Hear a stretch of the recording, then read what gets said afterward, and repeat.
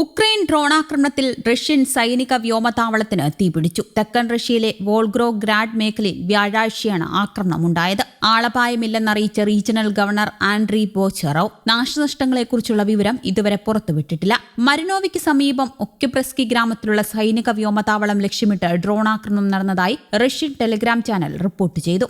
ആക്രമണം നടത്തിയെന്ന് Ukraine സമ്മതിച്ചിട്ടില്ലായെങ്കിലും Russian തലസ്ഥാനമായ മോസ്കോയെ ലക്ഷ്യമിട്ട് ഡ്രോണാക്രമണം നടത്തിയതിനു പിന്നാലെയാണ് പുതിയ സംഭവം. സൈനിക വ്യോമതാവളത്തിൽ നിന്ന് കറുത്ത പുക ഉയരുന്നതിന്റെയും തൊട്ടടുത്ത് രാത്രി സ്ഫോടനം നടക്കുന്നതിന്റെയും വീഡിയോ ദൃശ്യങ്ങൾ റഷ്യൻ സാമൂഹിക മാധ്യമങ്ങളിൽ പ്രത്യക്ഷപ്പെട്ടു. കിഴക്കൻ ഉക്രൈൻ അതിർത്തിയിൽ നിന്ന് 300 കിലോമീറ്റർ അകലെയാണ് മരീനോവ്ക. സൈനിക താവളത്തിൽ നിന്ന് കിലോമീറ്ററുകൾക്കകലെ ഒരു ഡ്രോൺ വെടിവെച്ചിട്ടതായും മറ്റൊരു ഡ്രോണിന്റെ അവശിഷ്ടം ടെയ്ലറിൽ പതിച്ച് തീപിടിക്കുകയായിരുന്നുവെന്നും റഷ്യൻ പോലീസുമായി അടുത്ത ബന്ധമുള്ള ബാസ ടെലഗ്രാം ചാനൽ അറിയിച്ചു.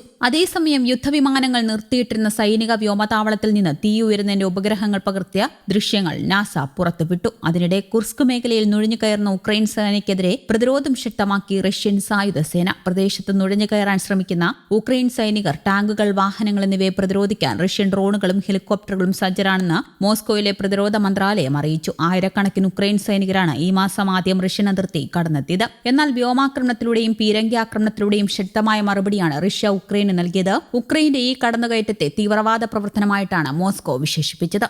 ആക്രമണത്തിൽ 4 ടാങ്കുകൾ, ഒരു IFV, 3 കവചിത ഗതാഗതങ്ങൾ, 19 കവചിത വാഹനങ്ങൾ, 8 വാഹനങ്ങൾ, 2 പീരങ്കികൾ, 3 മോട്ടോറുകൾ എന്നിവയുൾപ്പെടെ 330-ലധികം സേവന അംഗങ്ങളും 27 ഉപകരണങ്ങളുമാണ് ഉക്രൈന് നഷ്ടമായത്. കുർസ്ക് മേഖലയിലെ ഉക്രൈന്റെ തകർച്ച സ്ഥിരീകരിക്കുന്ന വീഡിയോ റഷ്യൻ പ്രതിരോധ മന്ത്രാലയം പുറത്തുവിട്ടിരുന്നു. 20 സെക്കൻഡ് ദൈർഘ്യമുള്ള ആദ്യത്തെ വീഡിയോയിൽ ഉക്രൈന്റെ ഒരു ലാൻഡ്സൈഡ് ലോയിറ്ററിംഗ് UAV റഷ്യയുടെ രഹസ്യാന്വേഷണ ഡ്രോൺ തകർക്കുന്നത് കാണാം. മറ്റൊരു വീഡിയോയിൽ ഉക്രൈൻ സൈനിക വാഹനം ഹൈവേയിൽ സ്ഥാപിച്ചിരിക്കുന്നതായി കാണാം. കൂടാതെ ഒരു ലാൻഡ്സൈഡ് സ്ട്രൈക്ക് കത്തി നശിക്കുന്നതും ഉക്രൈൻ സൈനികർ ചിതറി ഓടുന്നതും കാണാം. മൂന്നാമത്തെ വീഡിയോയിൽ ആക്രമണ ഹെലികോപ്റ്ററുകൾ കവചിത യൂണിറ്റുകൾക്ക് നേരെ റോക്കറ്റുകൾ തൊടുത്തുവിടുന്നത് കാണിക്കുന്നുണ്ട്. ഹെലികോപ്റ്ററുകൾക്കും ഗൈഡഡ് മിസൈലുകൾക്കും തങ്ങളുടെ ദൌത്യം വിജയകരമായി പൂർത്തിയാക്കാൻ കഴിഞ്ഞതായി റഷ്യൻ സൈന്യം പറഞ്ഞു. കുർസ്ക് മേഖലയിലും ഉക്രൈനിലെ സുമി മേഖലയിലുമാണ് റഷ്യൻ സൈന്യം ഉക്രൈൻ സൈനികരെ ലക്ഷ്യമിടുന്നത്. നിലവിൽ 22, 61, 115 യന്ത്രവൽകൃത ബ്രിഗേഡുകൾ, 80, 82 ആക്രമണ ബ്രിഗേഡുകൾ, 103, 129 ടെറിട്ടോറിയൽ ഡിഫൻസ് ബ്രിഗേഡുകൾ എന്നിവയാണ് നുഴഞ്ഞുകയറാൻ ഉക്രൈൻ സൈന്യം ഉപയോഗിച്ചിട്ടുള്ളതെന്നും മോസ്കോ പറയുന്നു.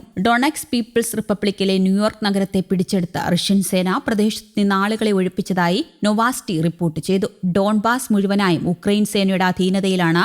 ഡോൺബാസിൽ തുടരുന്ന ആക്രമണത്തിന്റെ ഭാഗമായി റഷ്യൻ സൈന്യം ജൂണിൽ ന്യൂയോർക്കിലും അയൽരാജ്യമായ ടൊററ്റ്സ് ആഗ്ലോമറേഷനിലും വലിയ തോതിലുള്ള ആക്രമണം നടത്തിയിരുന്നു. റഷ്യൻ മാധ്യമ റിപ്പോർട്ടുകൾ പ്രകാരം ജൂലൈ ആദ്യത്തോടെ വടക്കൻ പ്രാന്തപ്രദേശങ്ങളിലേക്ക് ഉക്രൈനിയൻ സൈന്യത്തെ തിരിച്ചടിച്ച് നഗരകേന്ദ്രം പിടിച്ചെടുക്കാൻ റഷ്യൻ സൈന്യത്തിന് സാധിച്ചിരുന്നു. ഇപ്പോൾ പട്ടണത്തിന്റെ വടക്കൻ ഭാഗവും റഷ്യയുടെ നിയന്ത്രണത്തിന് കീഴിലായി. ന്യൂയോർക്ക് പിടിച്ചെടുത്തതോടെ ഡോൺബാസിലെ മറ്റൊരു പ്രധാന ഉക്രൈനിയൻ കോട്ടയായ ടൊറക്സിലേക്കുള്ള വഴിയും തുറന്നിട്ടുണ്ട്. 2014 പാശ്ചാത്യ പിന്തുണയുള്ള മൈദാൻ അട്ടിമറിയെ തുടർന്ന് ശത്രുത പൊട്ടിപ്പുറപ്പെട്ടതു മുതൽ 2 പട്ടണങ്ങളും ഉക്രൈനിയൻ സൈന്യത്തിന്റെ ശക്തി കേന്ദ്രങ്ങളായിരുന്നു. കുർസ്ക് മേഖലയിലെ ഓൾഗോവ്കാസ് ഗ്രാമത്തിന് സമീപം 19 സൈനികരടങ്ങുന്ന ഉക്രൈനിയൻ രഹസ്യാന്വേഷണ സംഘത്തെ റഷ്യൻ കരിങ്കടൽ കപ്പലിലെ നാവികർ പിടികൂടിയതായി റഷ്യൻ സുരക്ഷാ ഏജൻസികളും അറിയിച്ചു. ഉക്രൈൻ സായുധ സേനയുടെ 22ാമത്തെ ബ്രിഗേഡിൽ നിന്നുള്ളവരാണ് പിടിക്കപ്പെട്ടത്.